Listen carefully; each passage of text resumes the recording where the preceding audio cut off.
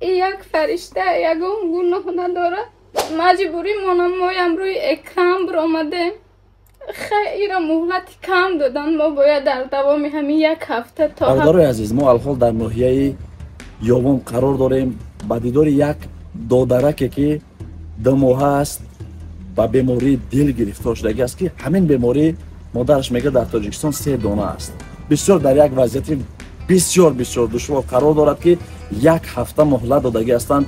بیایم برادر عزیز میدوریم پرسان میشیم ای مادر، یک جا همش میفهمیم و سر جمعانه حرکت میکنیم، هر چیز رو تر دستگیری کنیم. رفتیم شرکت زیارت شو با حجامه و داروهای گیاهی و اینچنین طبابت گایمری در شهر مسکو. تمام داروهای گیاهی با نرخ‌های دسترس. شما میتوانید خود حاضر فرمایش دین تحویل به تمام شهرهای روسیه و اینچنین به تاجیکستان وطن عزیزمون به شهر دوشنبه.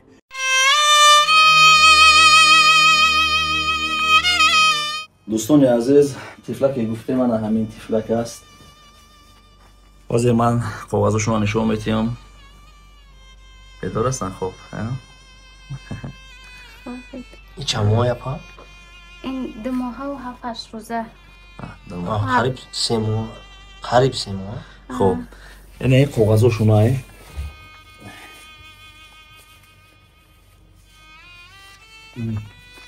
تو کجا رو بودن شپا؟ کجا ده یک بعد صبور کردم شد. حالی در کجا خوبش کردین؟ انیتش میگردم. مدگردو چی گفتم برای طبابتش؟ چی گفتم؟ برای طبابتش که گفتم همینجا ستین میگذرانیم را گدیل شکوی میکنیم مقصد نشد. حاضی دادره که ما چی بیماری داره؟ پاراکسرس دارن. بیماریشان یک پرابلم نداره، دیلکشان 3 پرابلم داره. 3 پرابلم. این پرابلم ها چیه پا جون؟ یکم پرابلمش همه که رگه که در شوش نفس میتیه همون اینم جا دیفکتوش هسته 6 میلیمترش نیسته. باید همون را هوی کنم. هر زمان میگم کتک فوتیدنش ممکن است. این همیده خوشته. برای طبابتش چقدر مبلغ گفتم؟ برای طبابتش اکه برای ایران برایش گفتن تا $10,000 فقط اپیراتش هم کمشته. در رجا متخصصان گفتم ها در همینجا دکتر شریعتی دکتر پیشون رفتم که مقصد مسئولیت دادم گفتن ما جراحی همین متخصصی همین جراح هستم نه که اپراتون نیسته. گفتم همونجا برنج. برادرای عزیز، این دادره که ما 2 ماه که با پاراکسرس دچار شده است که از همین بیماری با گفت مادر که در تاجیکستان 3 دانه بوده است. در جای طبابتش غیر امکان، یعنی که ما تجهیزات ها نداشتیم و ایرا سوی دادیم که بر ایران ورین طبابت میابد. یعنی خیلی کاغذشون ما الحال در ناحیه یوون قرار داریم. مادر طول چند قدر میشه برای ما مراجعت کرده است. چندین بیمارخانه ها را گرداندن.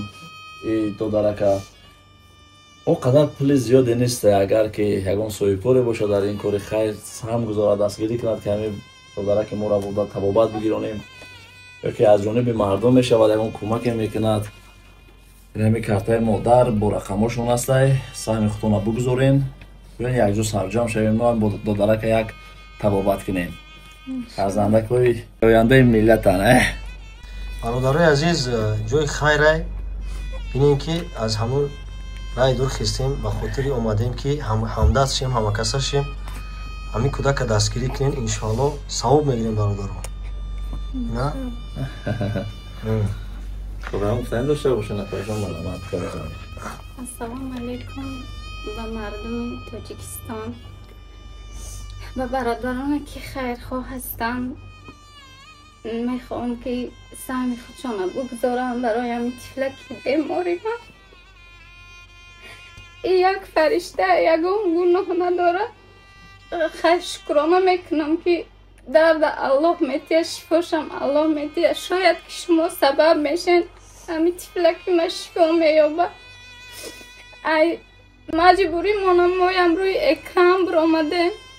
خیلی مهلت کم دادن. ما باید در دوام همین یک هفته تا 17 سپتامبر باید ما حتما ایران بره.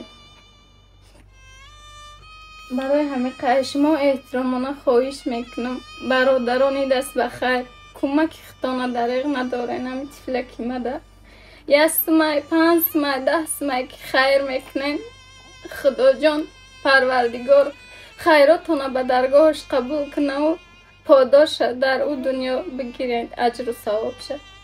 اپا سبب بیماریش نگفتن؟ سبب بیماریش حساب عصب می شده بسیار گریک شده بودم های همون حساب در حامله داریتون؟ نقصانی مادرزادی. برادرای عزیز یک شیده اهمی خیر کردن هیچ گوه نترسین.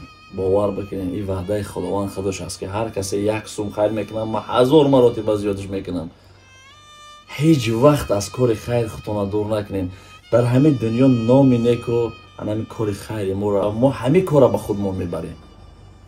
بیاین یک جا شویم دستگیری کنیم داداره که ما را بروده تبابت کنن. شرایط ندارن اپا. برای آدمی که نداشته باشه این پل خیلی پل کلانه. برای شخصی که داشته باشه این پل هیچی نیست. سبب میشوین یک شخص نجات میتین. اجر و پاداش این باور بکنین از حساب هم بیرون است. بیاین سرجمانه شویم و این داداره که دستگیری کنیم. بیایه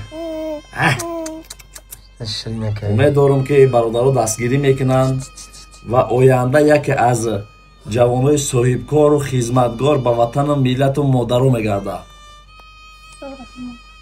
برادرای عزیز شما باور بکنین این گونه شخصا آینده خیلی زیبایی دارن. وقتی که در مشکلات در مصیبت در غم و غصه در کمبیزاتی به وایه میرسند یا باور کنین غمخوار ملت و وطن میگردند. اکثریت صاحبکارای ما در همین حالت ها به وایه رسیدگان. بیمار ها بودن، کم بضاعت بودن، در فقر زندگی کردن، در کوچه ها گشتن.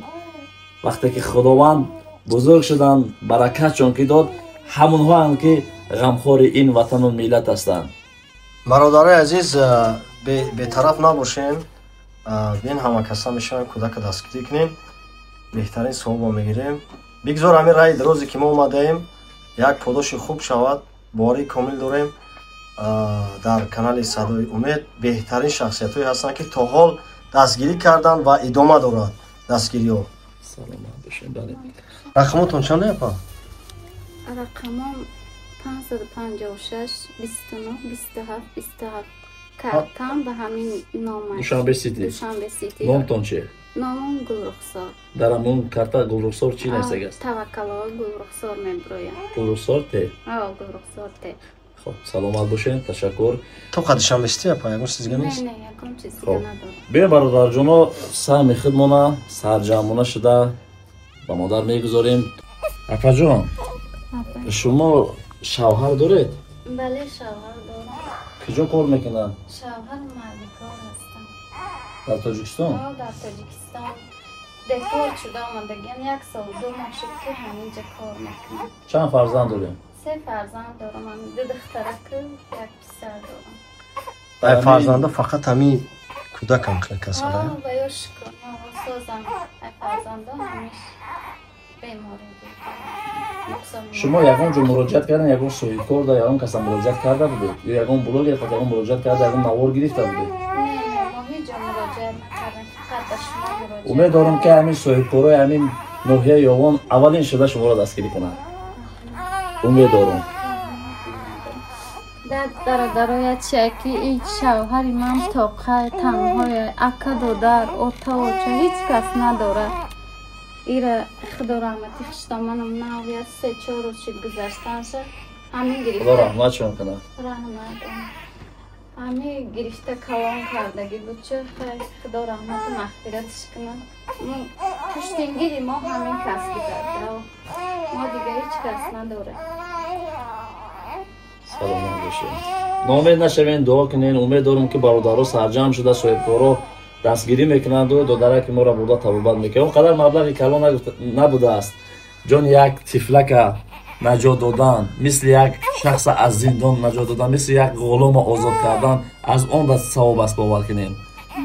امید دارم که بزرگ شده و به این وطن به این ملت و مثل شما دیگر محتاجا و معیوبا و بیمارا را دستگیری خواهد کرد.